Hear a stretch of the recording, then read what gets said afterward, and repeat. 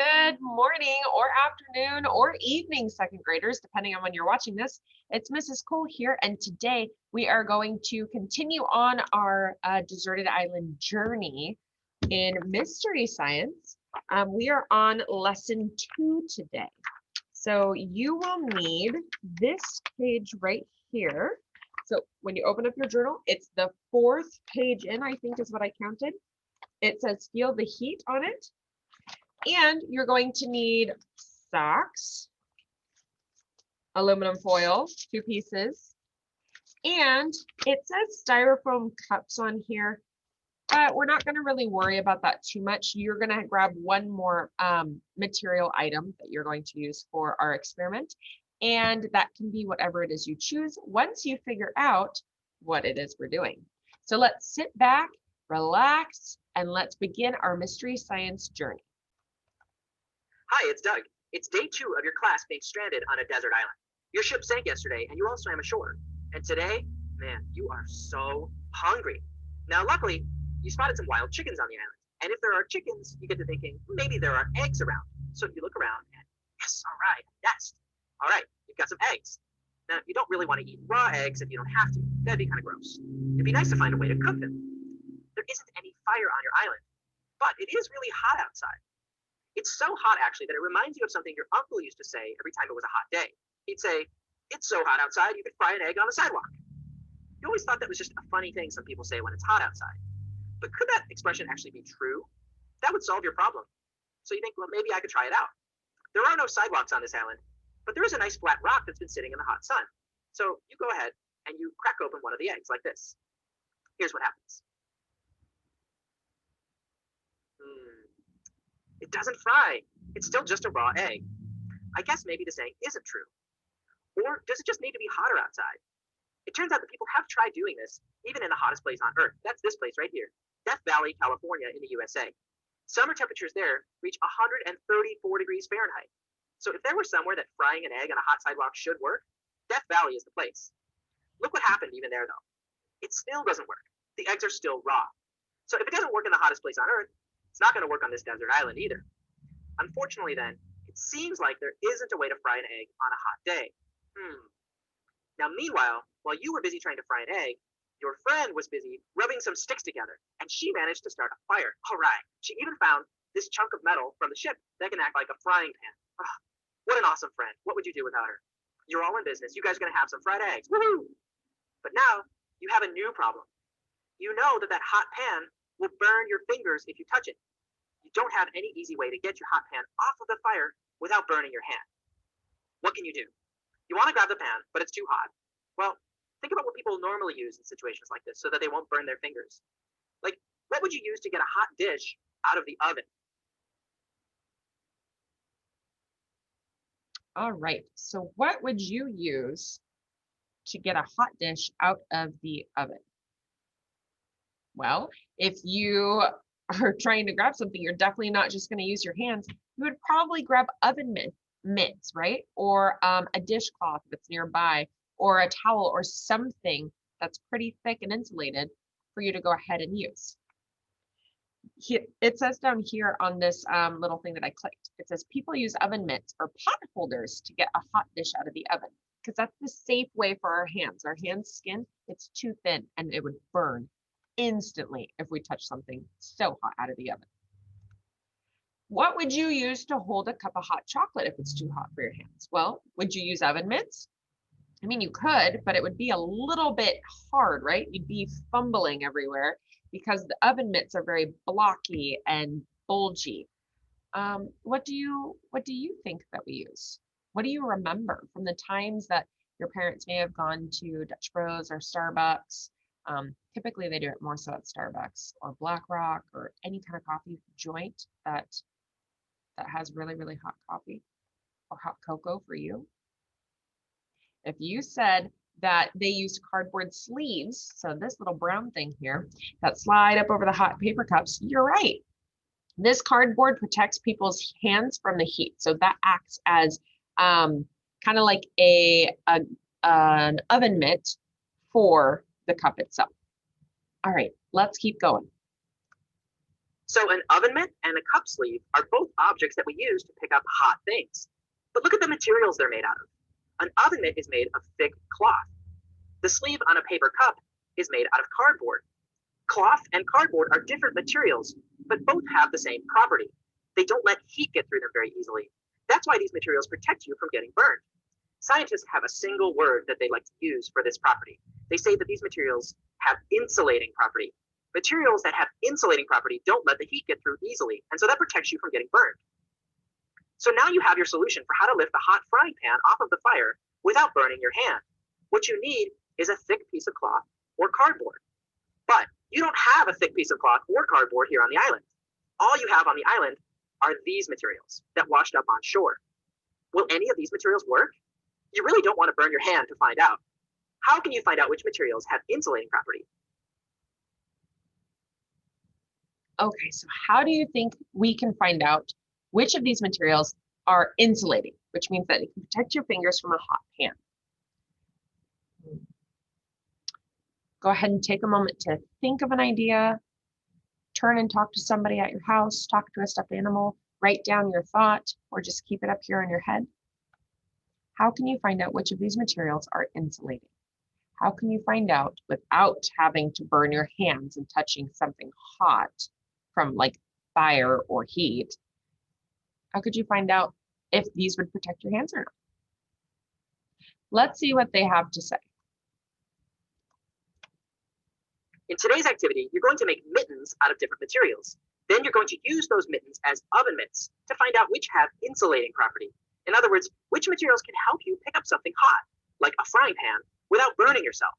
Now, you wouldn't want to test your mittens by grabbing an actual hot pan, because some of the mittens might not work, and then you'd actually burn yourself. Ouch. So instead, you're going to use a bottle of water that's been heated up. Some of the bottles are hot, but some of them are not. Can you feel the heat? You're going to try out all of the mitten materials to see if they're insulating, to see whether you can feel the heat or not. Are you ready? I'll walk you through how to do this experiment, step by step. Find a partner to work with. When you're done with this step, click the arrow on the right. So since we're doing this at home, you don't necessarily have to find a partner, but if somebody is available and willing, that would be fantastic.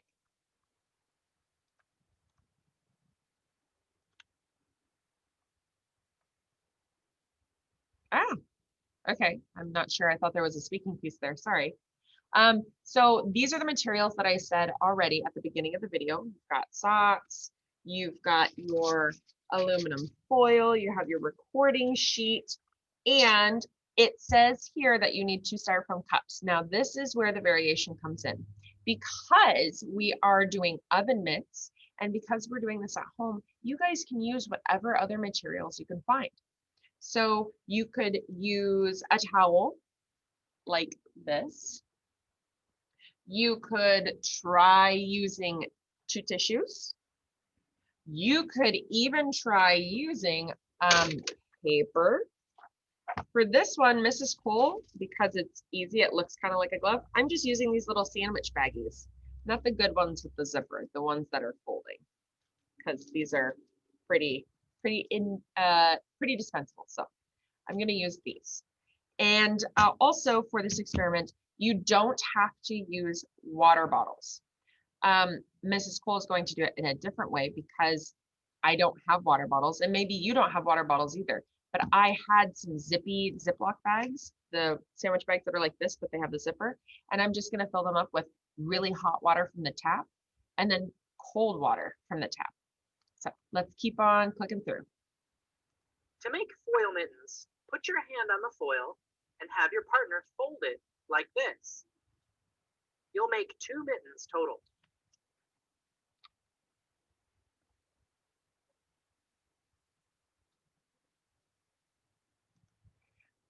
Okay, so if you don't have a partner, you can do this by yourself also. So you take your foil, and I will show you how you can do this on your own, because as you can see, Mrs. Cole is in here all by herself. She doesn't have anyone with her.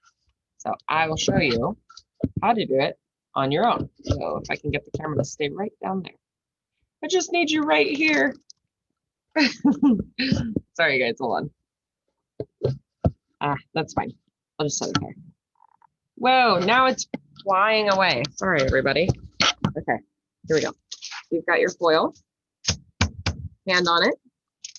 You're gonna keep your fingers closed, fold the one side, fold the other side carefully, kind of like you're making a burrito out of your hand. And see how I'm smoothing it out over my hand? Now, this isn't quite finished. I need to take the top over my fingers and fold it down. That way, I have a nice mitten here made out of foil. So there's one, and I'm gonna go ahead and make another one. So again, I've got my foil, lay it out, smooth it out. Ooh, this piece is bigger. This will work a lot better. Hand down, take the one side and fold it over. Make sure you run it down. Take my other hand and try to get it in there. I'm wrapping up leftovers. Oh, and I have some hanging over. See, right here. So I'm just gonna kind of tuck that under, tuck it under, run it down. Take my extra, fold it over my hand. Pull my hand out, and there we go. Now I've got 2 foil oven mitts. Okay. Let's continue on with the video and see what they have in store for us next. Your teacher will give each table of students 2 bottles of water. One's hot and one's cold. You may have to share these bottles with another pair of students, so you'll be taking turns. Okay, so like Mrs. Cole said, obviously we're not at school, so I'm not giving you 2 bottles of water, but you can go ahead and use 2 bottles of water from your house, or you can use Ziploc bags. The whole point of it is for whatever the container is to be really thin in material so that you can feel the heat if the heat is coming out, or you can feel the cold if there is cold in it. So let's go ahead. So we will have, well, you can have water bottles. I've got my 2 Ziploc baggies full of water. One is hot and one is cold. And another alternative that you could do is you could use like a container like this, where the plastic isn't so thick. But like I was saying before, the whole purpose of it is to make sure that the material that is holding the hot and the cold water is really thin so that you can feel the heat or the cold. Okay, let's continue on. We'll do number 1 on the worksheet together. Have one partner put on the aluminum foil mittens and close their eyes. Okay, mittens engaged. Here we go. This is hard to click with these on. When their eyes are closed, hand them the bottles one by one, like this. Can they tell the bottles apart? When that person is done, switch jobs so both people can try. So this is why it would be nice if you had a partner, but if you don't have a partner, that's okay. You can use your mittens and pick up, one of your little baggies or bottles at a time and see if you can feel, that one's the warm one. See if you can feel the heat, that's cold, versus the, cold. Okay, there we go. I have the cold one in my hands and it's freezing. Oh my goodness. I could feel it almost instantly through these. What about you guys?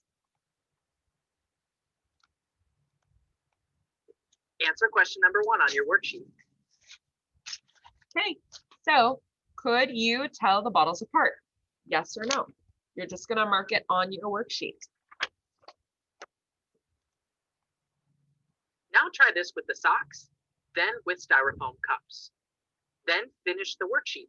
Make sure both people get to test out all of the mittens. So remember, we might not necessarily have styrofoam cups. So on your sheet, it's blank where number 3 is. You're gonna put in whatever the extra material is that you decided to use. So Mrs. Cole, like I said before, I have these little baggies. I'm gonna go ahead and try it with my socks and see how it feels. So when you're doing these experiments, another thing that you could consider is the material of the stuff that you're using yourself. So, or themselves. So like, for example, these socks are pretty thin. Like if I look through it, I can still see the screen, like the light from the screen. I can feel when I blow. These are thin socks. So I'm predicting, that means I'm making a guess based off of um, knowledge that I know and just kind of, thinking through that I will probably be able to feel the heat pretty well and the cold as well. Now, I don't know which one I'm holding up. Hold on, let me try the other baggie and see how that, oh, this is the warm bag. And I could tell instantly. I can instantly feel the warmth from my socks or through the socks. Now with my cold bag, I couldn't tell what it was until I was done touching the warm bag. Now I can feel the cold. But before I couldn't tell. It just feels normal. Okay, so I had some thinner socks. Now, thick version. This is interesting also because sometimes thick socks that look like they're pretty thick are actually really thin. And this is a good way to find out. So this is way thicker material. I can't see any light through them, but I can feel my breath through them. Okay, here we go, mixing up the bags. Can't tell if that's hot or not. Let's try this one. Oh, I can't tell if that one's hot or not either. I think I feel a little more warmth from this one, so I think this is the warm bag. Oh, it is.